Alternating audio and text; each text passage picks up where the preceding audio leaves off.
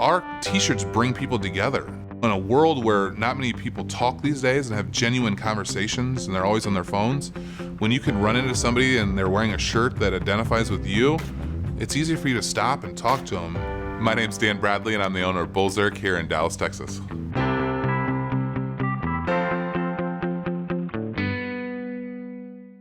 Bullzerk is a hyper-local t-shirt here in Dallas that really wants to provide goods for the locals, also for guests that come to the city that really want to know the culture of the city and the inside jokes. So I grew up in a very small town, Fort Dodge, Iowa. I just knew how to always identify with people and talk to people. Even at age 5, we had a substitute bus driver and I talked him into telling him the wrong route so that I got home first. And I remember my parents just being like, you're in trouble, but you're 6 or 5 years old. How did you convince the bus driver, in a business salesmanship way, that he's going the wrong way? I grew up on the tennis court, so I started the Bradley School of Tennis at age 14. I would do lessons for the city, and then I would do privates. I would wear my Bradley School of Tennis shirts, and all the kids would be like, he's wearing a shirt about himself. This is hilarious. And so they would want to buy the t-shirts. I was a terrible student. I think it was around 7th grade, I went in and got diagnosed with ADD. I knew that the reason that I was so outgoing, the reason that I was creative was because of my ADD. And I learned at a young age about the successfulness of true entrepreneurs. They had ADD. And it was learning how to control the ADD in a way that you could succeed and live with that. I knew, I'm not gonna succeed in this typical box, that I had to do something different. I went to college and I couldn't succeed. I dropped out of school with a 2-year degree. I did my real estate test and I'm gonna be a realtor. But I had no idea what that was. And so I remember the first day, my boss came in and pretty much dropped the phone. He said, good luck, let me know if you need anything. I opened up $12,000 worth of credit cards.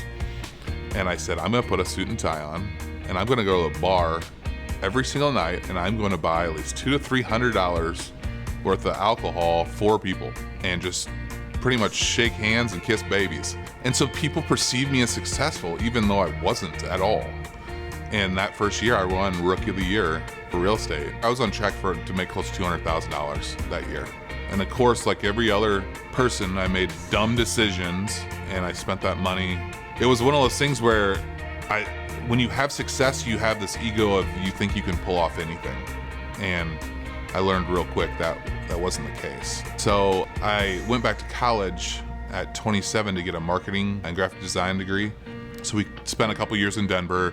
We went to Vail for a year, and then we went to Austin and Dallas. So I thought that we'd get a lease and that we would have kind of a t-shirt shop, small little shop. There was no business plan. There was just money thrown at it. People ask all the time, well, were you selling online before you came into a store? No, not at all. The non-knowledge of knowing how to do something benefited me, where I said, I'm gonna run this business the way that I wanna run it. We cash flowed the first month that we were open. And I knew that I had something. You walk in my doors, you're gonna smile and I'm gonna make you laugh and I'm gonna shut the world out for a little bit. And if you don't buy anything, I don't care. Just laugh. And I know that I did my job with our design is learn about an area, learn about the history, and then make it a t-shirt. It needs to be so simplistic that everybody gets it. We want to play this gray area where if you like something or you hate it, you still want to wear it. I'm not that big of a fan of Lake Louisville, so I think it's funny. But people that love Lake Louisville is yeah, it is like the Hamptons. And you kind of want to be no, it's not. There's trees growing out from the bottom. It is not the Hamptons. I think that you truly have to offend somebody to let somebody know who you are and what you stand for. It's not a planned attack when we're gonna bring out shirts. There's just certain events that happen. I remember, when the 5 officers got shot in Dallas. And I knew that I didn't want some other city to throw out some kind of generic line. I wanted something to be genuine. And so I did a Unite Dallas shirt. 100% of proceeds would be donated to the ATO, which is the Assist the Officer Foundation. And we reached over $30,000 to date in donations. It's not about the t-shirt, it's about the action. And I knew that we had a simple product that could create a lot of actions. What I've learned in my years of being an entrepreneur is my stupid ideas work sometimes. I decided to get on Craigslist and I bought a beat up trailer. That week, I was talking to the owner at Chuck Yard and he's like, well, why don't you bring that trailer in here and let's open up a little shop. There's Saturdays where that 10-foot trailer does the sales of what this giant store does. I mean, I never would have thought that this company in 4 years would be doing what it's doing. We have 4 retail stores with our 5th about ready to open. Bullzerk consumes us.